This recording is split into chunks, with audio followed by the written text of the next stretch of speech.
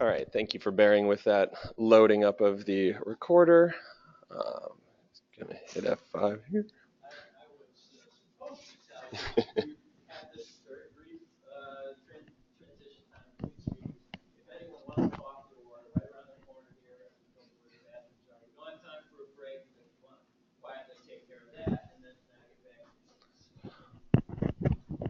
Yeah, and you can kind of plan on that little bit of time in between each one of these talks. Apologize for that since you guys were able to make it today, but for those who weren't, again, that's for their benefit. Well, huh?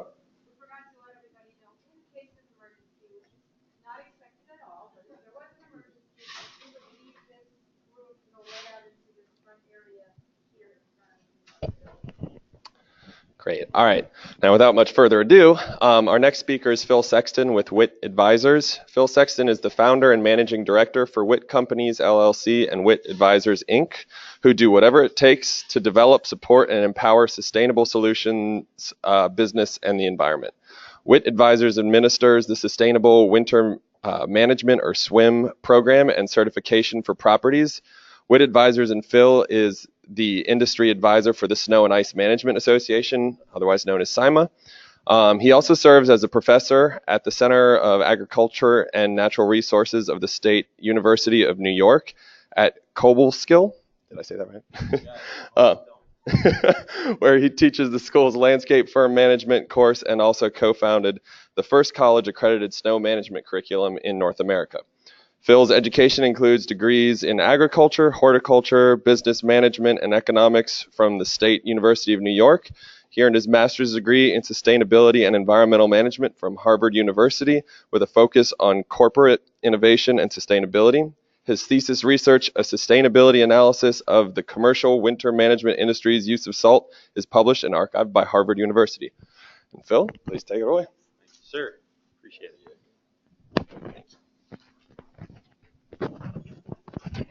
You need this mic for the recording? Yeah, okay. Otherwise, I'm usually always too loud. Okay. I'm really honored to be here. I've been speaking with Dave, particularly quite a bit over the last few months. So I was pleased to sort of be a part of this initiative. Actually pleased to also learn I'm an upstate New Yorker. I'm a central New Yorker, born and raised, and learned Dave was as well, and a few other people. So go upstate. So to give you, what's that? Oh, thanks. So I actually did grow up in the snow belt, though, and that's sort of one of the reasons why. My background really is, for the last 30 years, I've been a landscape and winter management contractor, and I actually spent nearly a decade in this market. I lived in Alexandria, and then up in the Montgomery County, Maryland, in Germantown, up in Damascus, and then eventually decided I liked the country better again, and ended up in Carroll County for a number of years. So the reason that this got interested in me, so I'm going to sort of take you to where we are now and then move backwards actually to how this all began. But SWIM is it's actually a business to business model. So as much as I believe that I'm an environmentalist, I also think in some ways I'm a capitalist and an entrepreneur, and this problem actually provides an interesting opportunity. And I think because there is a business model to be had for this, that's where some of the solutions, I think, could be somewhat easy, because people can either make money or save money on this. If you relate it to other environmental issues, lots of them are perceived as, if we're going to solve it, it's going to cost money.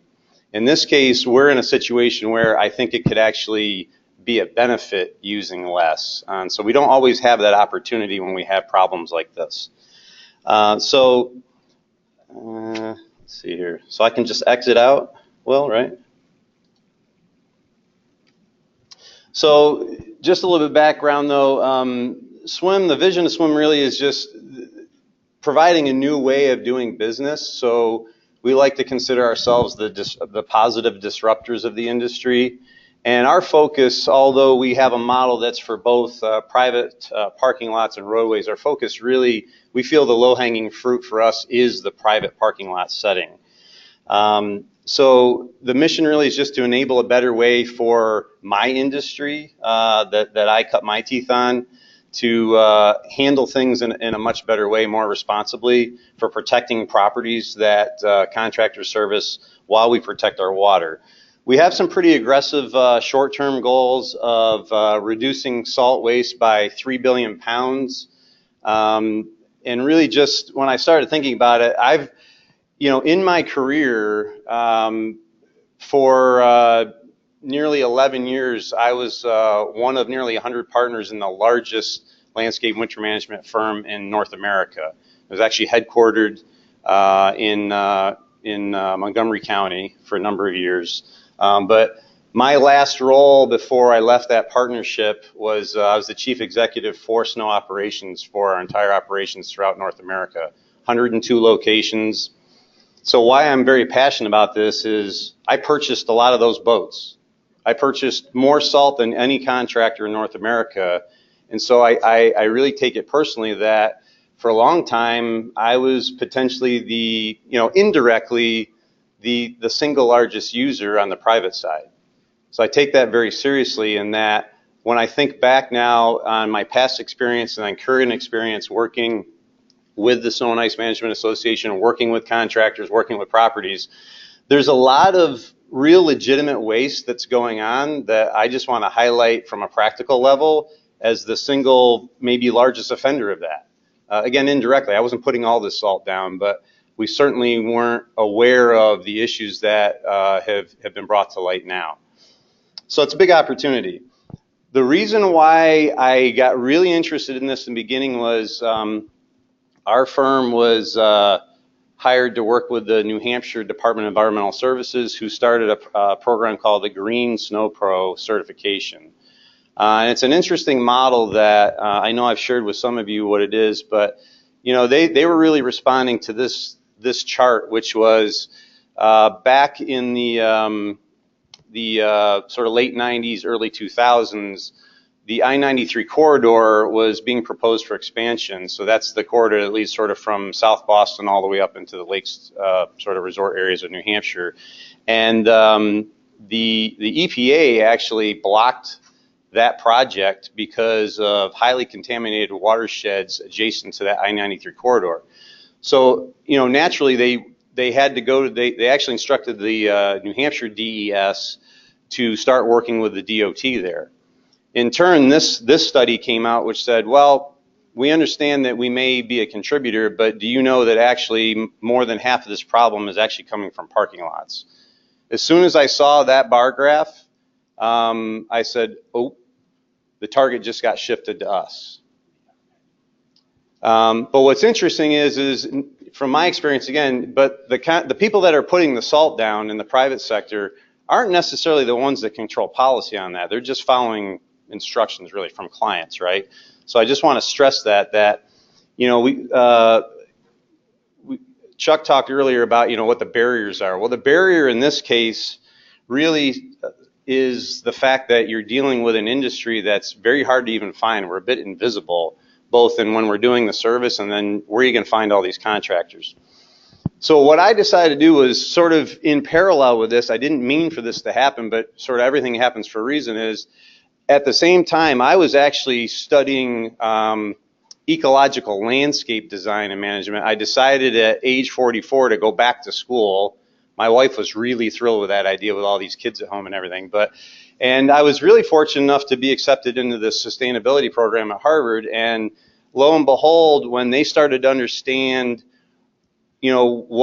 what I did, what my influence on the industry was, they actually said, wouldn't you want to actually focus on this problem? And so I actually never intended to even enter into this program. I was just taking a course, trying to learn something, and the advisor that sort of took me all the way through this program said, no, you need to actually earn the master's, and this needs to be your thesis. And so that's how this all came about. So the problem statement that I really dealt with, which was simply this: fresh water throughout North America is becoming increasingly contaminated because of the use of these salts, right? And so the question that I really posed, the primary question was, so if the if the private industry, if the snow and ice contractors, who are essentially the landscape contractors, just keep in mind, you know, nearly 90% of the people that are applying this salt on the private side are not like these winter management professionals, and that's all they do. They're landscape contractors that also do this to stay busy. Some of them sort of call it like a necessary evil, blood money. There's all kind of terms for this, but I actually love it, but most of the industry doesn't. And that's actually one of the interesting drivers of this salt use is most of the industry hates doing it. So salt's actually a faster way to get work done. But bottom line was I said, well, how are we going to solve this when you're looking at an industry that looks like this? It's highly fragmented, highly fractured.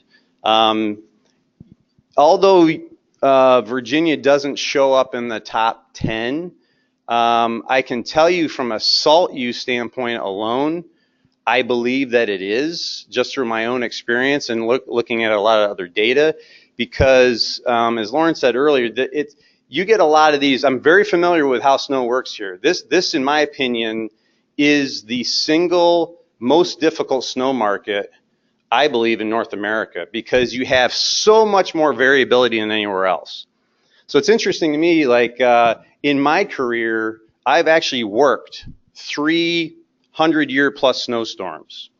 So these 100-year snowstorms have actually happened 6 times over the last decade. So if anybody believes that this is one of those markets where it doesn't snow that often, think again. In the last 6 years, I did some studies, and you know, I live in Albany, New York now, where we average about 60 inches a year. I come from close to the Syracuse, New York area where it's 120, but in Albany we average 60 inches a year. You've actually been very close to our average if you took our 6 years and your 6 years. So it's, you know, if you normalize that, we're pretty much in the same boat. The difference is when you get 2 feet of snow, that's like getting 10 feet of snow, not because of the preparedness, but our snow is usually more light and fluffy. Yours is what I call white concrete. It's very wet. If you don't stay on top of it, it's over. It's over. And then a lot of reaction happens with salt actually too. Let's just start burning it off. So that's the deal. So one of the first things I looked at was, so we're this industry that needs to reduce salt. But unlike the DOTs, who I believe are actually much further ahead, the DOTs in general have a pretty good idea what they're putting down. There are standards that have been verified. I'm not going to say every DOT does, but in general, there is some guidelines. My industry on the private side didn't have any. And that was very interesting to me too, because again, coming from the landscape side of this equation, a lot of the folks are turf care professionals as well. Well, turf folks, they know exactly how much they need to put down in turf, or else there's consequences. You're going to burn the turf. You're going to have unhappy clients. Whereas on the snow side, these same folks that are very diligent about calibrating and knowing the exact rate you need for turf, there's no clue what you're supposed to put in a parking lot. So as I started to further research this, it started sort of looking like this. I'll carry this with me. So the important line to know that we got a result in is this red line, okay? But if I told you, or if you told the industry, hey, there's guidelines out there, just follow them, this is what you'd be asking them to follow. This is what it looks like on a chart. Should I follow this one, or this one, or this one, or this one? So this is what Minnesota's come up with for parking lots and sidewalks. And where they came up with that number was simply they took what a lane mile of road guideline was and converted that to an acre. But I think you can all agree, particularly you at VDOT, that the conditions of a lane mile are very different than conditions of an acre in a parking lot. You don't have the same friction, you don't have the same traffic, you don't have a lot of the same conditions. So as people started to try to utilize those, they were getting killed by their clients, liability, a lot of other things. So like these rates don't work. They threw it out the window. So then the industry sort of reacted. So SIMA, Landscape Ontario, the Ontario Good Roads, Smart About Salt Council, a lot of the folks put some money in to do a control study at the University of Waterloo, and that's what that crazy line is. So their line is somewhat accurate in that, hey, what rates work, but in a controlled setting. So they did this at a 900 stall parking lot at the University of Waterloo. I was actually part of it. I was putting salt down with them overnight sometimes. We're using friction meters to see, how we were doing. It was really great. But at the end of the day, it was, okay, but this doesn't really deal with reality of 2 o'clock in the morning, 2 trucks break down, 3 guys don't show up, client says they want bare pavement by 6 o'clock. That's reality. And that's what you're dealing with, particularly here in Northern Virginia, is demand. So without taking you through the whole methodology, how I came up with this, the results were interesting. My primary hypothesis was slip and fall liability was going to be the #1 driver of salt use. And why I know now how valuable this research was because it was I had to be very careful about personal bias in all this, personal experience. And this actually told us objectively, no, it's a contributor, but it's sort of number 5 or 6 on the list. The #1 driver is simply this, level of service expectations.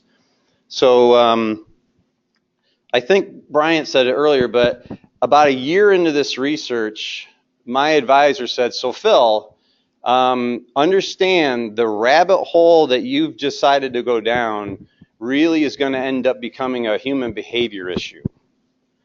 Are you ready for that?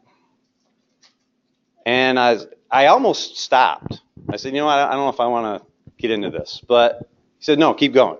So we did, and really sort of came up with this. So this is the SWIM program today, Sustainable Winter Management. This is actually a parking lot where we have automated monitoring with site weather cameras that will measure surface temperature, air temperature. We then compile that, we aggregate that with salt application data via GPS, AVL. So we know exactly what's going on in parking lots that we monitor. So I'll just start with this picture. If I told you that just a couple hours ago it snowed 2 inches an hour for 2 hours, and then this is the result we got a few hours later, would this be acceptable to you? Would this be highly acceptable to you? Is this not, raise your hands if it's not acceptable. Okay, so this is what really happened though. So this was sort of luck of the draw. We have a lot of these cameras out there, a lot of salt trackers out there, but here's what really happened. At 7:19, we got a call from the client. So this is actually Wegmans who we work with. This is not in this market. This is in Syracuse, New York. So I don't want to tease anybody that's here, but at 7:19 they called, and at 7:19 we got a picture also. This is what they were calling about. We had just cleaned up the snow. We had salted. We had actually brined the day before, and so it does help us significantly reduce the amount of salt, and that's what we're testing for Wegmans there, is to show them the difference, both from an economic and environmental view. But bottom line is, these are the conditions that we got the call for at 7:19. So I got the call saying they want us to go out and put more salt down. If we did, that'd be another 10 tons of salt that would not have made a lick of difference. It just needed to work, a little bit of time to work. So we looked at the weather forecast. So it's hard to see, but at 7:19 it was 13 degrees. So the salt's not going to be working as well, but we did a pretty good job. At the next hour in, it was 17 degrees, and then by the time that third picture, which again is this conditions, it was 22 degrees. We knew that was going to happen. We're going to watch the weather. We knew the sun was going to break. Bang. So we anticipated this result. The clients a lot of times don't care. So when you think that it's the contractors that are causing this, I want you to think again, in a lot of cases, it's not them, it's their client. And what's interesting in this model is Wegmans, up until today, has been paying all time and material. So even in Syracuse, New York, which is really odd in that market to be doing that, but they pay time and material throughout their whole portfolio. We changed the model to say, no. The contractor has to have an incentive to be efficient. So what's interesting about this is, in this market, this is the single largest time and material winter management market in North America. Almost everyone gets paid by the amount, by the bag, by the pound, or by the ton. And that's why I was the biggest user in this market. I actually tried to get our company to change its policy, and we're like, why the heck would we want to be efficient? It's like milking the cow, man, just keep going. But my point is, we're going to kill the golden goose, and here it is. The golden goose is almost dead, right? So that's the reality of what's going on, though, and that's where I see the huge opportunity, because as much as I think the roads can play a role in solving this, there's a lot more asphalt on either side of those roads, and there's a lot more fragmentation. That there's a reason why we're not actually going after the contractors for this. We're going right to the properties and trying to hold them accountable through the SWIM program. So the reason we can do that is simply through the economics. So before I get into the results, in North America, less than 20% of all contract models incentivize for efficiency. In Northern Virginia, I guarantee it's less than 10. So that's where this is going. This is your opportunity right here in front of you. When it came to, so this is one of our clients. This is usually why clients come to us. It's not because of the salt directly. It's, hey, on a time and material model, this is what they spend year over year. This is what their spend looks like. If you're like a grocery retailer in particular, or hospitality, or a lot of these other industries that, a lot of ways, they budget weekly, never mind monthly or annually. So this kind of fluctuation kills them. But they had no idea, why are we paying like this? Why does it cost us like this? And it's like, because you're basing your contract on the weather. So success or failure is based on the weather. The other interesting thing in the private side is, a good year for like Wegmans, let's say, is 2013 and 2012. That's a horrible year for a contractor being paid that way if they have a client that insists that they got to have people, materials, equipment on the ready. So I sort of spell out this way. You're buying a fire department. You want a volunteer one that saves sellers, or you want one that's, and I'm not teasing. I've been a volunteer firefighter too, but the bottom line is, we as a volunteer fire department don't have nearly the same resources as sort of a two-shift professional, right? So what level of service do you want? And in most cases, the clients, they want this. So this picture of the parking lot that I keep flashing up, that's actually Wegmans corporate headquarters in Rochester, New York, where their C-level folks sit. And this picture was taken the year that I started the research, when I tried to actually get them to implement all of the best practices that allow you to use less salt. We had a perfect condition, perfect blacktop condition, and then got the call. Phil, we have a problem. What's the problem? 100 building. Yeah. We need more salt. We need more salt. So I pulled up the camera. I'm like, what are you talking about? It's blacktop. Yeah, they don't see any salt. They want to see the salt. But it's perfect. Yeah, just do it. Just nuke it. Okay, so we went back, got the call. It's not enough. It's not enough. I had a pharmaceutical firm in central New York. I won't tell you, but they had in our spec that we managed for them, you had to have at least an inch of salt on the sidewalks. That was from the environmental health and safety group in that firm. And I'm like saying, but your wastewater treatment plant's across the street. What are we doing here? But it just didn't even correlate back then. So by the way, so this sign is interesting. The one thing that we finally grabbed a hold of was, I was running this through a facilities initiative for Wegmans. And then I happened to catch in the hall this guy, Jason Wadsworth. I got to give him a lot of credit for. He's their director of sustainability. And this is sort of the back door that I found that we have through this whole Harvard experience. And said, hey, look, I'm struggling. How do I get your company to change? And he helped. And so we essentially transitioned this to a corporate sustainability initiative. And they're very much all about that. So it was just framing the same thing from a slightly different point of view.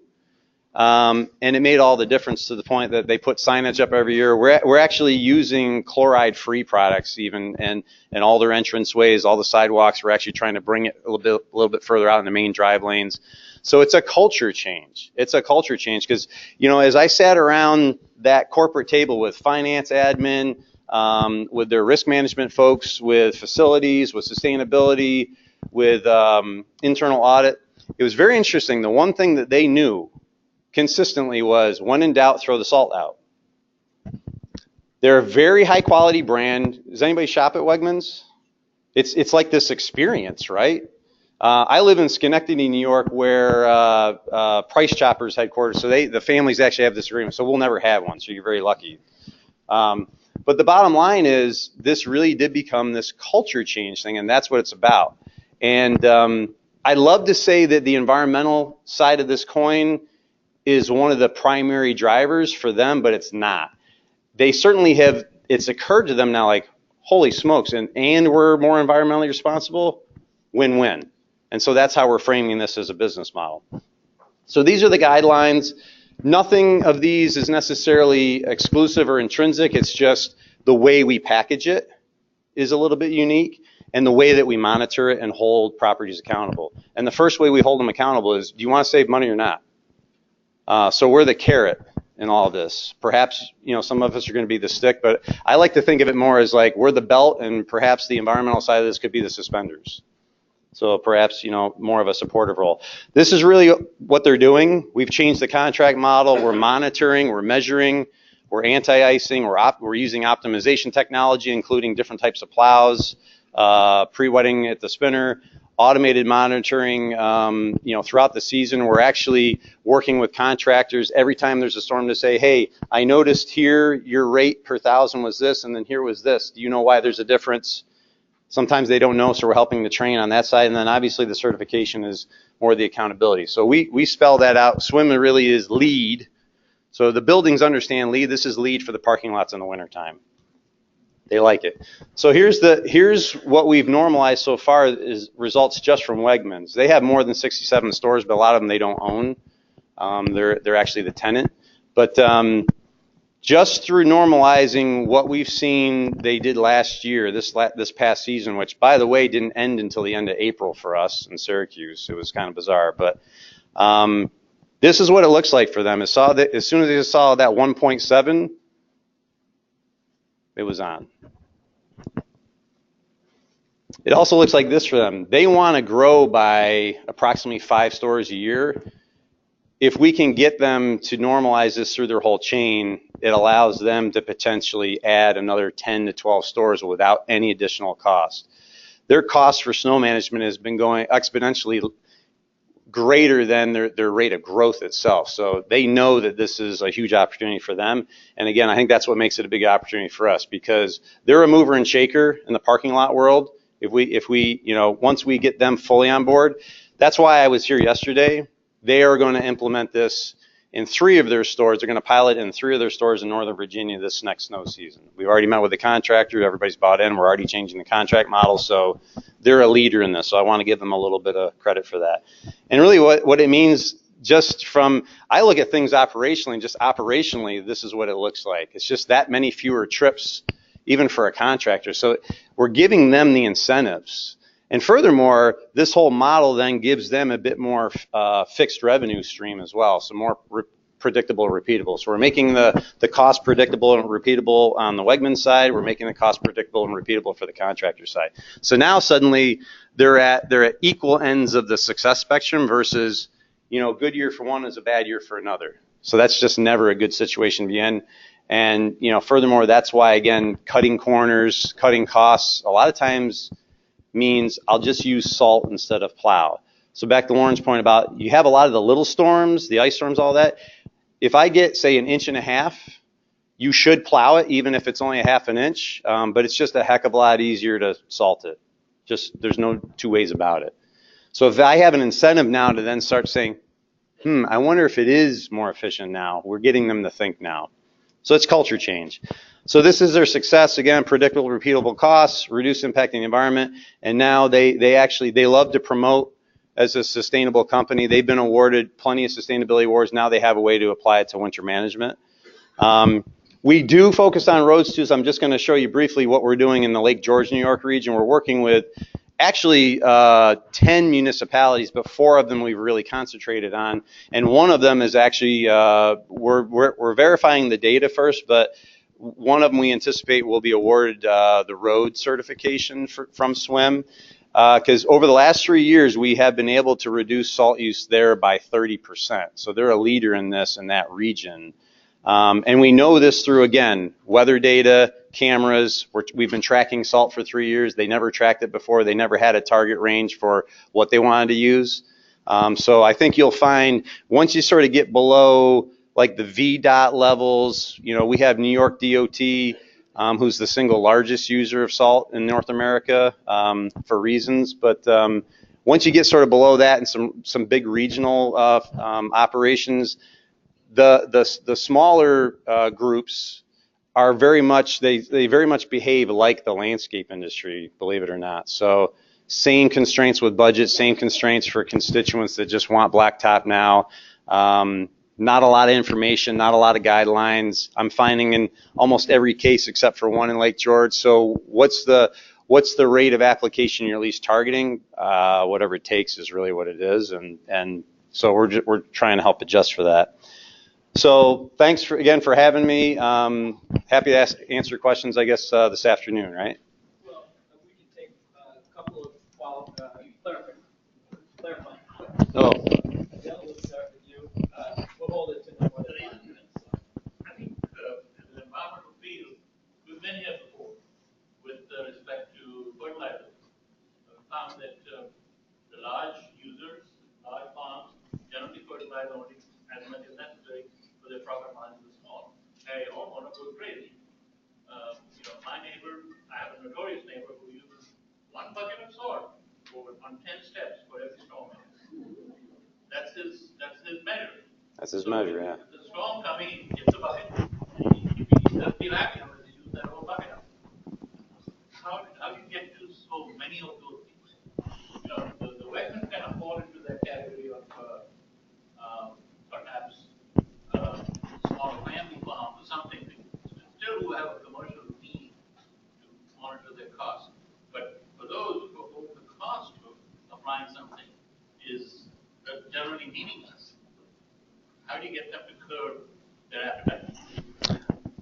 Good question, and I'm not a marketing expert per se, but I think some of this is just marketing. I've seen campaigns, you know, relate to the residents where it costs a lot of money and time and effort, but just keep blasting it. You know, there's 2 things that you know move change: awareness and pain. I don't think the homeowners are neither aware nor do they understand the pain. And I think that, candidly, I think that's going to be a harder one to deal with. But that's why we're saying the low-hanging fruit is the 10 steps. That's where, say, like these chloride-free products that. Let me tell you what one pain is actually. The chloride-free products, though, it's a brine. It's but it works at any temperature. It's sort of plug and play if you can buy it at a retail level. Here's the one pain that I think nobody recognizes. Everybody hates salt. They hate putting it out. They hate when it drags into the building. And I think that's the thing is a lot of time what I've learned is I've made this an exterior issue. When I made it an interior issue, meaning, hey, so that $2.50 of rock salt that you put in the first 15 feet of the doorway, it goes 1,000 feet into this building. It gets into the door jams. It rots out elevators, escalators. The cleaning cost for the $2.50 every time for janitorial is $50. Never mind the damage that it creates because it's like 100 grit sandpaper. When you start talking in those terms with buildings, boom. You could do the same thing with homeowners because they get it. They hate it when it gets on their shoes. They hate it when it gets on their feet. So you almost have to tell them what their pain is because they don't realize until you're like, you kind of hate this stuff though, right? We've got a couple of more questions, and we may not get them all now. We've got the panel discussion in the afternoon. Just quick, you talked about some of the types of provisions for contracting, private contractors, and really good slide there. Is there a sort of a model statement of work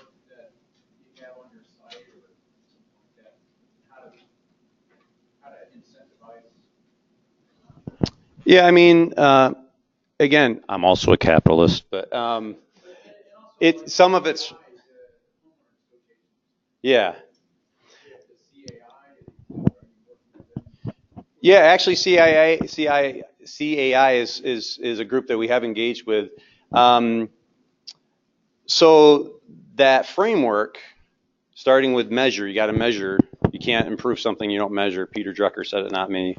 But bottom line is that's where it starts. So we give the broad guidelines, but then say like for the contract model, we do consider that proprietary, but we share as much as we can. Bottom line is, I mean, the simple fact is, would you rather have a time material where your costs and your revenue are unpredictable, or if we create some sort of a seasonal model where it's fixed costs with some variances for extreme high or low seasons, which would you rather have? So again, we look at it as a business model. Most businesses want predictable or repeatable. It's interesting, in this market, they like it when there's a big snow year. The contractors do. So they still sort of rather sacrifice it. If we just don't even budget for it, then it's like cherry on top. It's a windfall for them. Last question here from Diane. To simplify your presentation, you started with the parking lot, and if the people who were in charge of buildings understood that if they just waited for the salt to actually melt the snow, that second batch of salt, which you were trying to get them to not do, Yep. then that ends up being an enormous saving if you could do it for every parking lot in the state or whatever. Is that a fair assessment? It is, but what we first had to convince them was feeling the crunch, hearing the crunch, seeing the salt is not quality level of service. It's actually worse. And actually showing them some science too, like, this is how I actually convinced the facilities folks at Wegmans. Kind of an old timer guy. I love the guy, Salty Osh. He's a farmer. I'm like, so you remember how years ago before refrigerators, they used to keep things cold? With salt. Once you concentrate it to a point that it goes beyond effectiveness, guess what happens? And then sharing with them, how do they make ice cream? With salt. And so then he actually sent me a picture a couple days later where he actually found an area. He used it with his foot. I wish I had it. And he actually showed me where the snow actually bonded. It froze to itself because there was so much salt concentrating. He's like, this is what you're talking about, right? I'm like, yeah, that's what you're doing. So this is just plain old waste.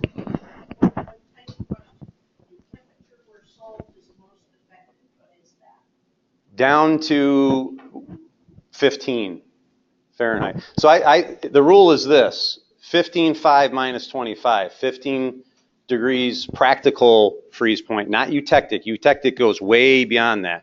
Practical freeze point in the field is 15 before I would say turn it off. Magnesium chloride down to 5, calcium chloride down to minus 25. 15.5 minus 25. So thank you so much. And again, we're going to have just a couple of minutes. Should I turn this off? Or? Get up quick. You got time for that. Thanks. After Andy, who's our next speaker, we'll have a little more of a break, but it will be shorter than it could